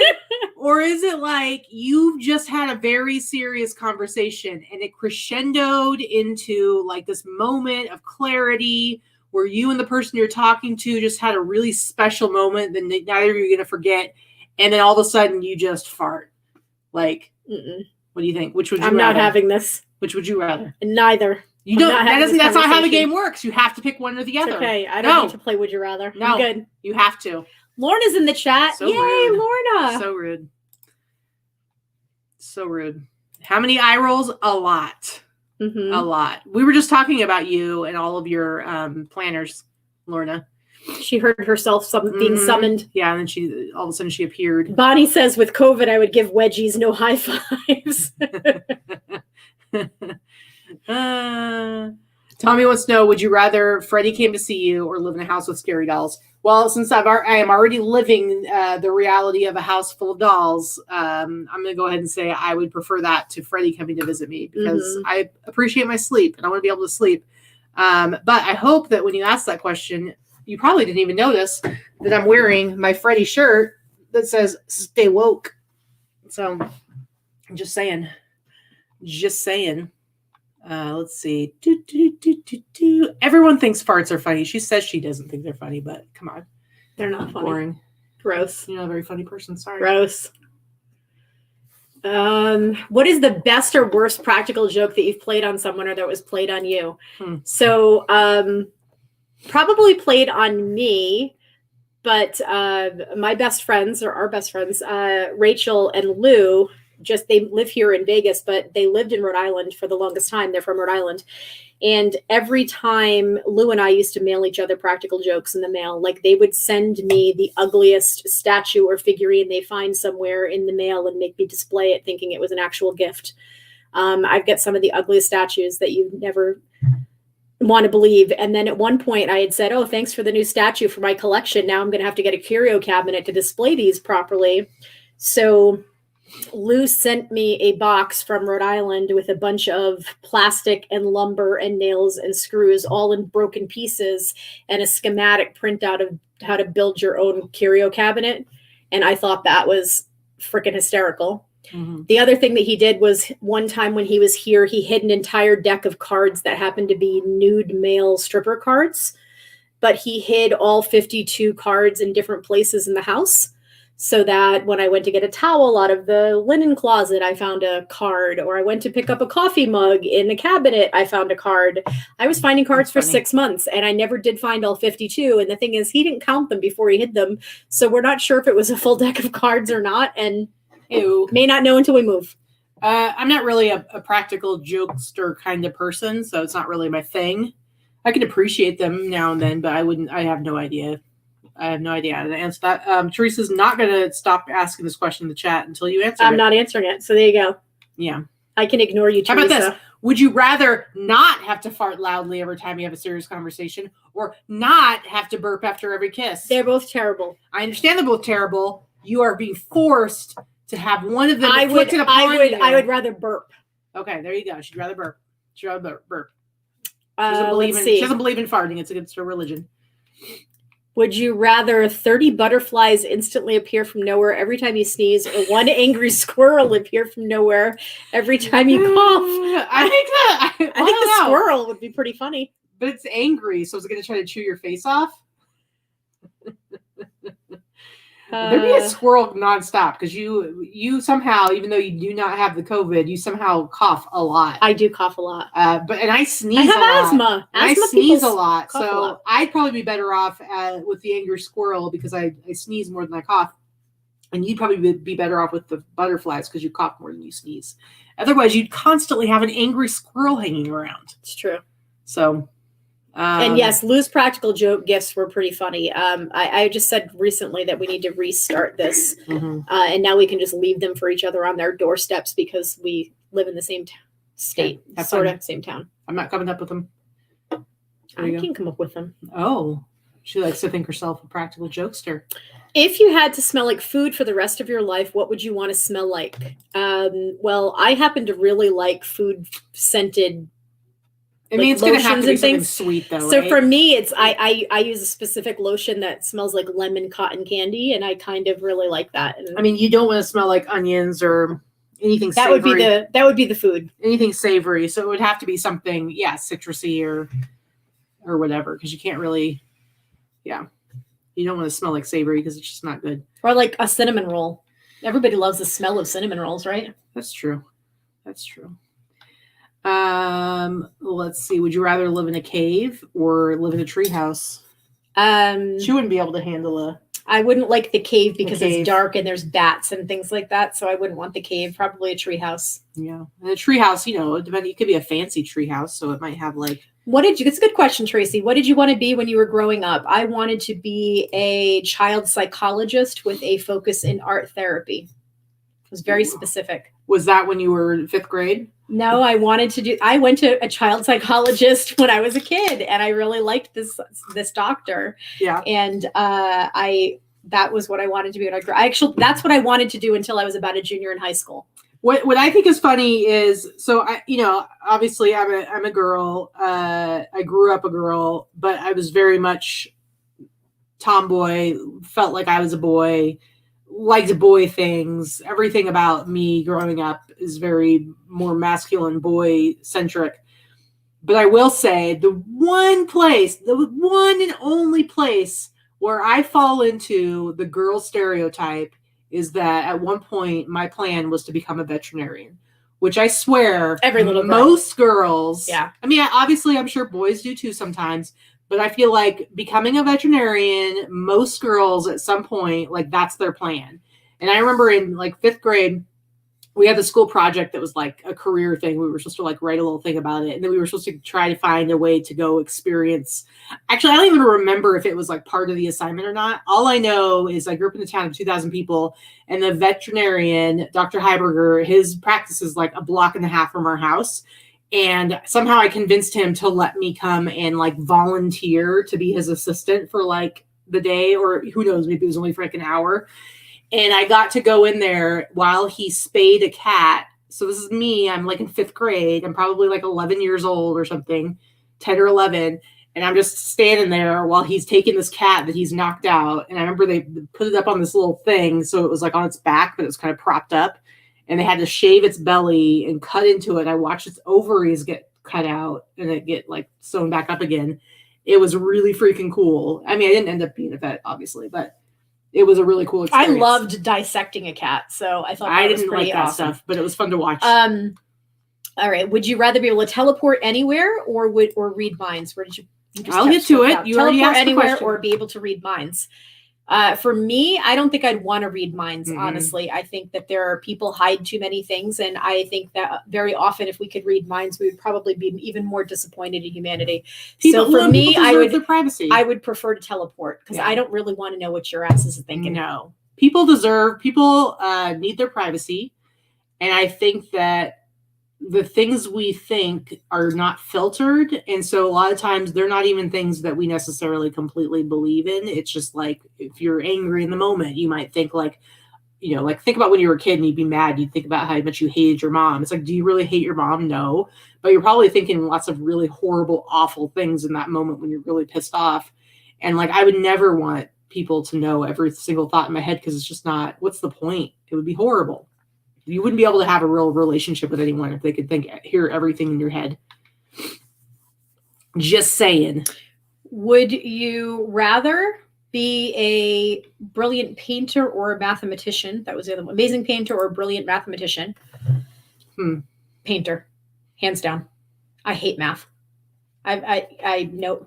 I don't know. I was always makes my brain as hurt. a kid. I was good at art and I was good at math.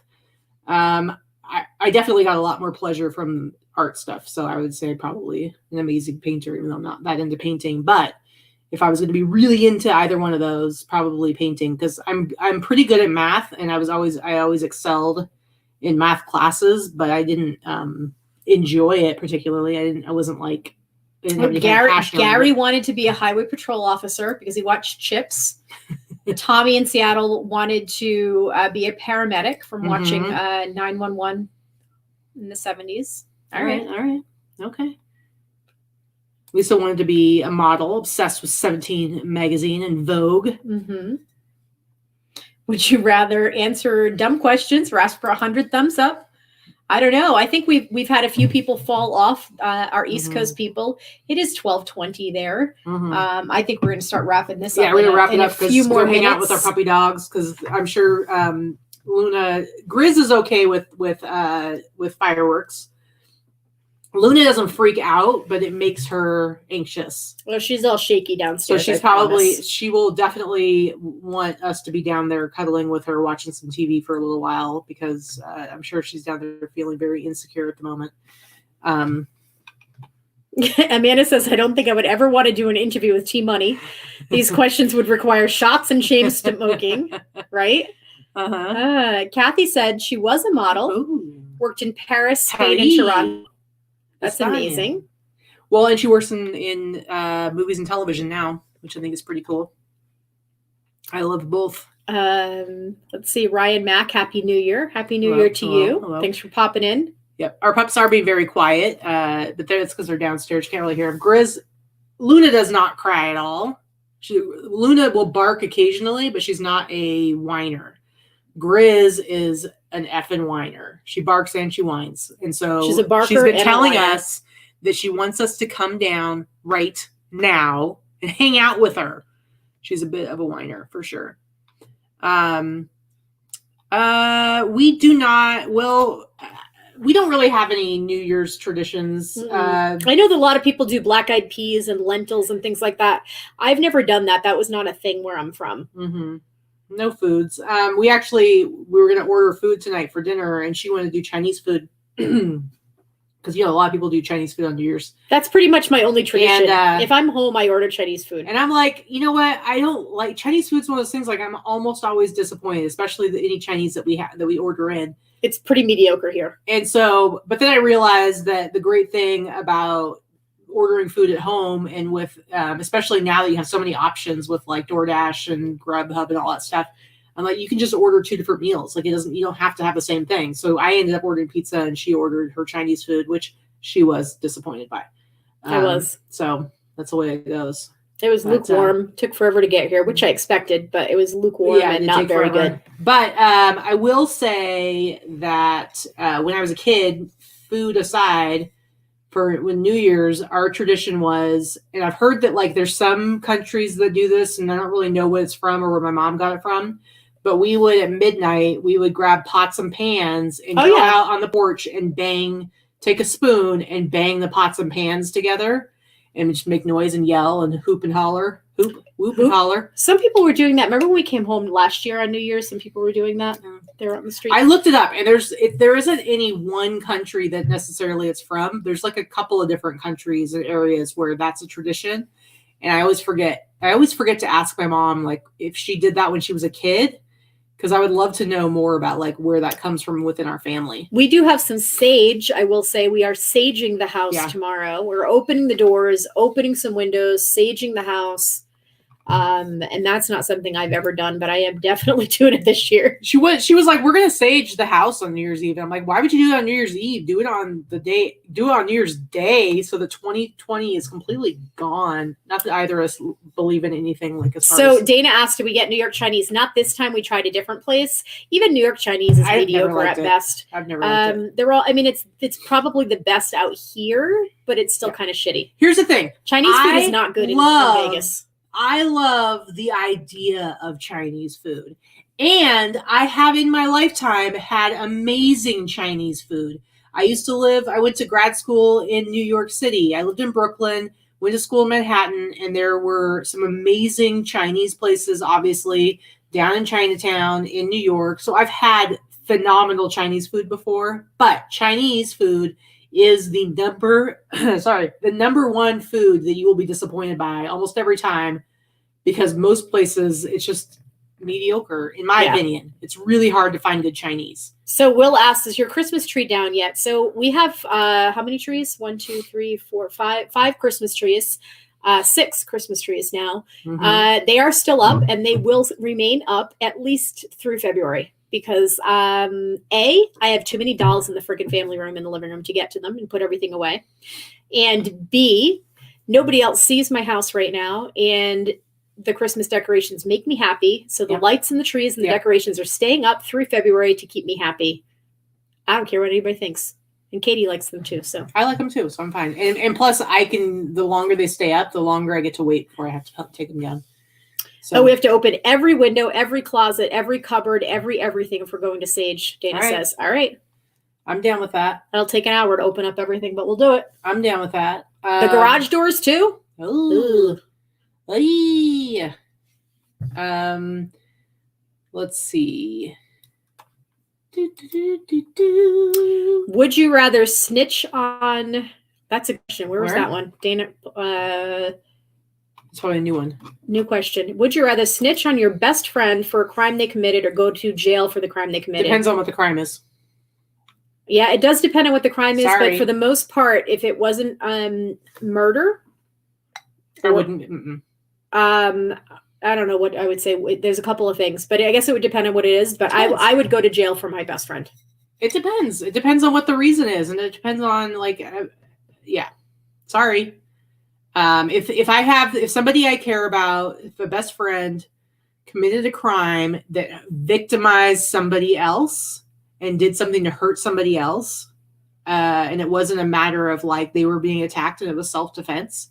Sorry, I would not. Mel asking a question. I think that's our friend Mel here in town. Have you guys taken a picture of the dolls at night, then in the morning, and compared both of the pictures to see if they've moved? No, but don't give her any ideas, because I'm going to take a picture every night, and she'll get up in the morning and move them. She's already super freaked out because an inflated was it a frog showed up in our backyard? Yes. One of our pool toys showed up in the backyard that we took the pool down months ago. The pool toy showed up in the backyard like yesterday. I don't know where the frig it came from. I'm hoping it ended up in one of the neighbors' yards and they just threw it over. And now I'm kind of freaked out. All right, Tracy wants to know what his pet peeves are. I'm going to say one of mine. I would say rationally, but maybe irrationally angry at women who leave toilet seat protectors on the toilet seat in public restrooms. Irrationally angry? I'm going to say it's rational, but I do get really worked up about it, because let me explain to you. I'm going to show you guys why this is such a huge pet peeve. It's the very nature of the fact that they put a protective cover on the toilet seat. The very reason they do it is because they do. Clearly, Shut your this mouth. is a pet peeve. Shut your mouth. The reason they do it in the first place is because they do not want to be touched by the germs of other people. They are either germophobic or maybe they're just being careful, whatever. But shut your mouth. But when they leave that toilet seat cover on that toilet for the next person to have to dispose of it for them, they are making it a worse situation for the next person. It is the most inconsiderate, good Lord, inconsiderate act. And to me, somebody like that is a piece of shit. Okay. I know that their character is that they are not considerate for other human beings, because it is something it's not like, okay, a slob, like you meet somebody, they're a slob. Then you have to be around their slobby shit.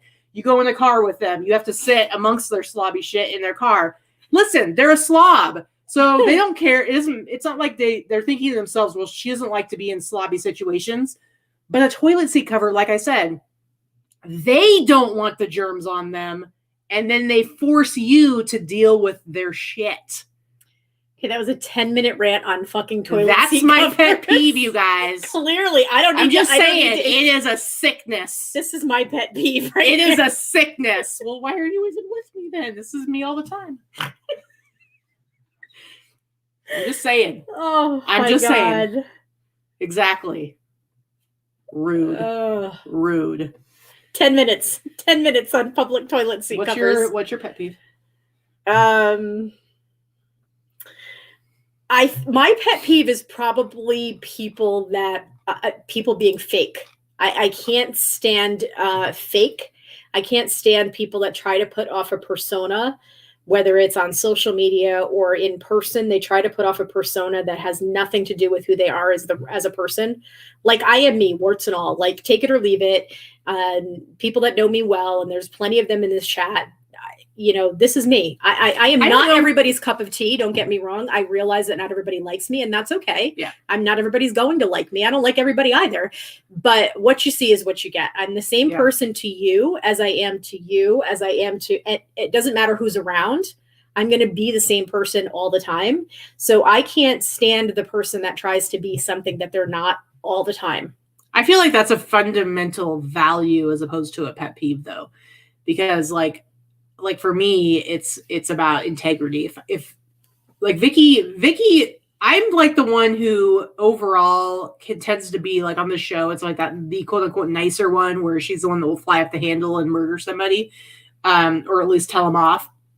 But the reality is that in our regular lives, if there comes a point where I realize or I decide that I don't think somebody who it maybe like paths cross with on a regular basis, if I realize they don't have integrity and they don't consider other people, or they make decisions based on how they can better themselves at the detriment of other people, like, yeah. And I'm like, and when I'm done, like I'm done. I'm way more like forgiving. Walk away. Like she'll be talking to somebody and I just like walk away. Oh yeah, she's done that. She's done that before. I'm very forgiving. If you come to me, if you've wronged me in some way, but if you come to me and you're dead honest, apologetic, I'm always going to accept that apology, where Katy will be like, But I'm talking about a specific, like a character flaw, like not just like, oh, I made a mistake. I'm saying like when I recognize that somebody is like that and they have no interest in changing it, like I'm just not, like that's not somebody that I think brings value to my life as a person or as a friend. So it's like I want to feel like I don't care if they mess up and they say something shitty or we get in a fight about something or any number of things. Mm-hmm. But if I see that it's within their character to hurt other people or put themselves above other people in a way that's going to hurt other people, it's like, it's like gross to me. Like, I don't like it. Yeah. Dana's right. Dana's like, you get one chance with me. That's it. One. Yeah. If you screw it up, you're done. I'm not gonna say the F word for once. You're dead to me. It's true. Dana will not just like cut you out. She will cut you off, slice you up, throw you away, spit on you, and then pretend that she's never met you ever. Yeah. She's real good at that.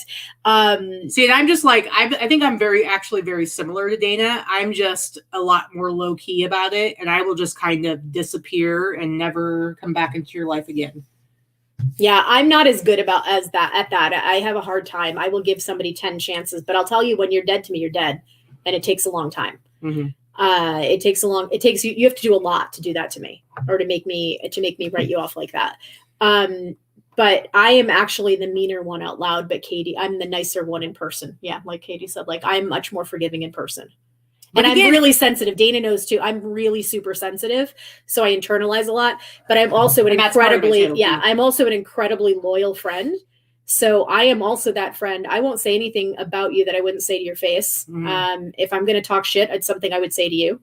And if other people talk shit about you in front of me, I am the person that will defend you in your absence. It doesn't fly with me. But again, like my whole me being me, it's not that I'm mean at all. It's just that, again, it has to do with character flaw. It's never about somebody, oh, they're annoying or they talk too much or they do this or that stuff really matters. I can get along with you. I can get along with you. But there's just certain people who have energy and some people who don't. And sometimes you are lucky enough to have an opportunity to see exactly how will react in a situation. You get an opportunity to see, yep, there's somebody who I know is always going to be there for me no matter what, and that I can depend on and is worth like building a relationship with. And there's other people where you get an opportunity where you get to see like, oh, you're not that person. We really were not ever friends to begin with. Yeah. Because that's the way I see it. Whereas this one over here is more likely to, like she said, internalize it and think that she did something wrong. Like she messed up, or there must be something about her that made them act in a certain way. And I'm like, whatever. I see Alexis is here in the chat. Hello, friend.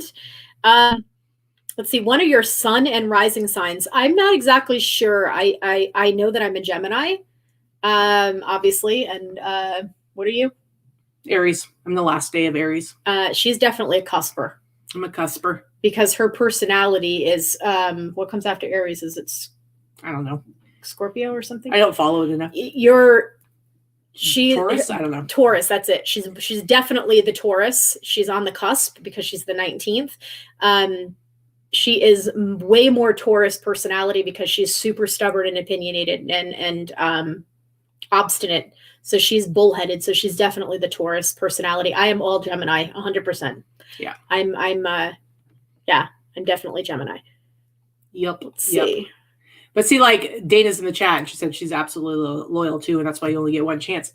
And again, her one chance, that's the thing about Dana. I know plenty of people that she's friends with, and all of us have our flaws, and all of us have our things that are probably annoying and can get old or whatever. Like, she loves a lot of different kinds of people. And so it's not like it's some petty bullshit. It's like what I'm talking about. Like, it's serious betrayal or hurting other people. And then you're dead to her. Let's see. Good night, Linda. Linda went to bed. Good night. Mo says. Yeah, I don't know. We had some good questions in here, guys. Some very good questions. Did you guys hear that? I just heard, oh. Yeah, this was wine. There was a wine. Oh. Should I let him come up for a second? No? Sorry, guys. You can't see our dogs. Jacob says, definitely easier to get along with people when most of your friends and family live in different states. I have to agree with that. I've lived here in Las Vegas now for 7.5 years. Until last year, when my best friend moved here, my closest friends are out of state. I do have some amazing, very, very close friends that I consider my very close, practically family friends here, and Dana is one of them. So I do have very close friends here, but it's just a handful. Yeah. The majority of my close people are not in this state. Some are in Ohio, some are in California, some are in Massachusetts, some are in Rhode Island. I've definitely made some really good friends here in Vegas in the few years I've been here. But I do have, like, my sister and I are super, super close. And I would say, like, years ago, I wouldn't have not said she's my best friend. I would say she is now.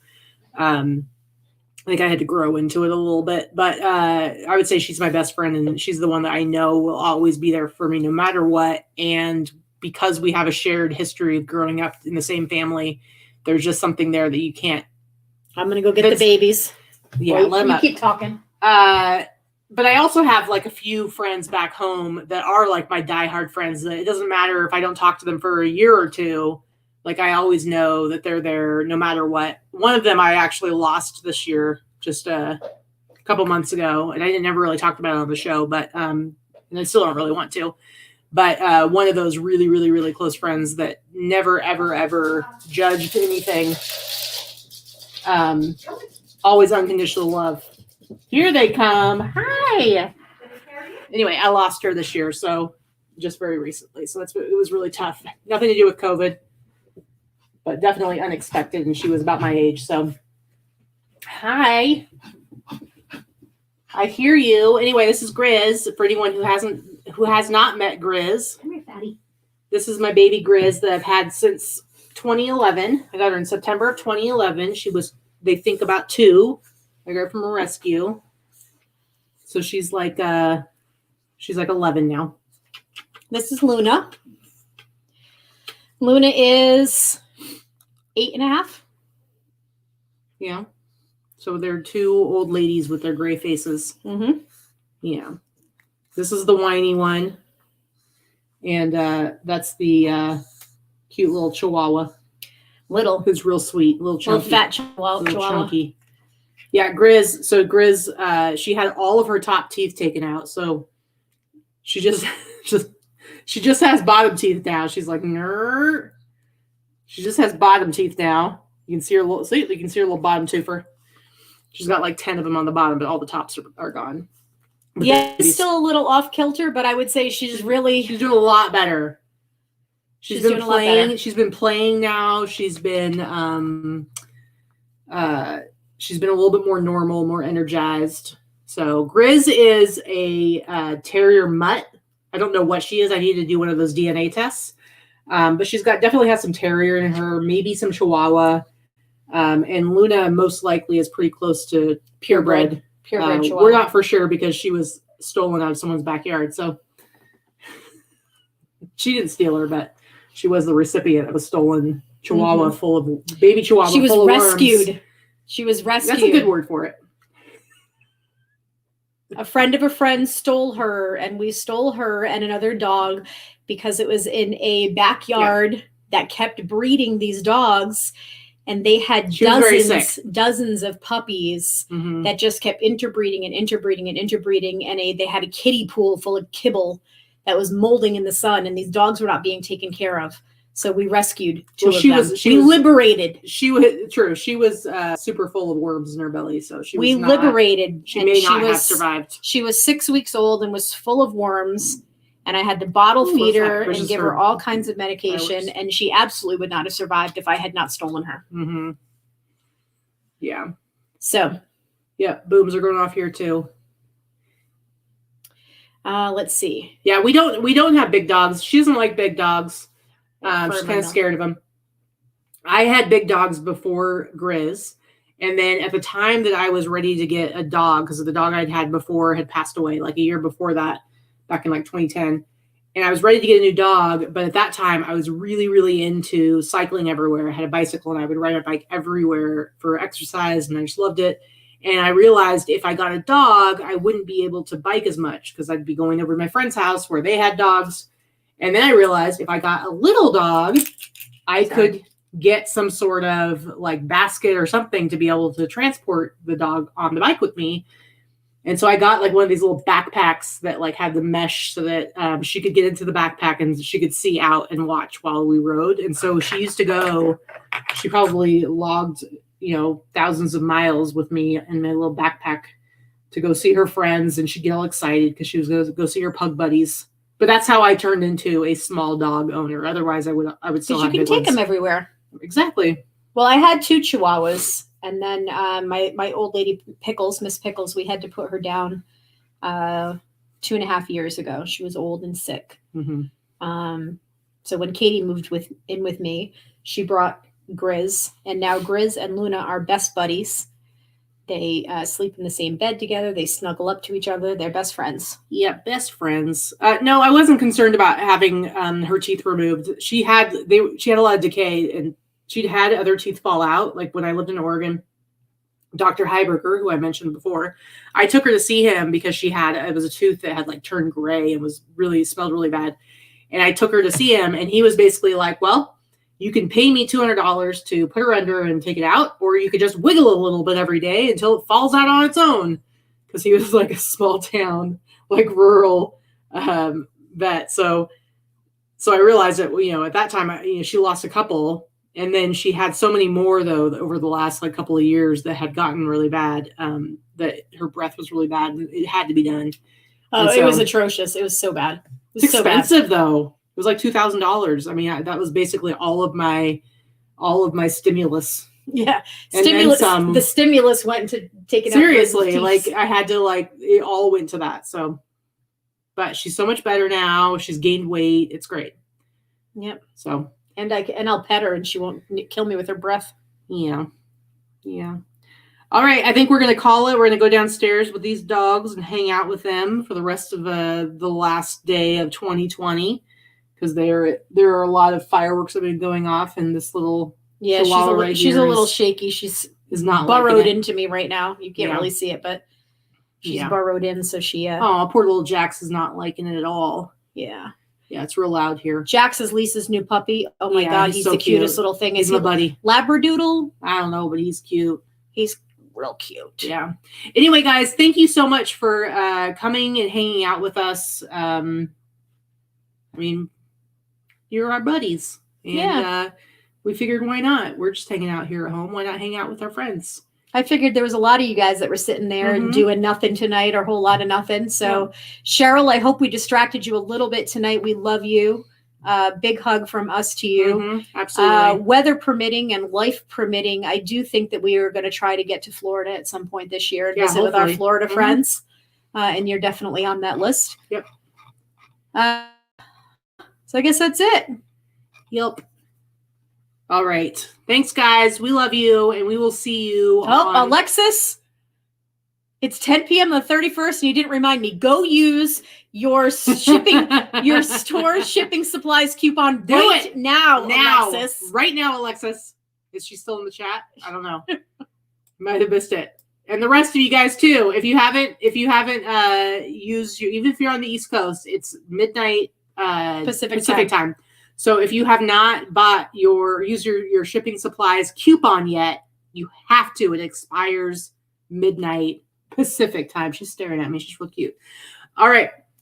Love you guys. We will see you on Sunday. We appreciate you as always. Enjoy the rest of your night.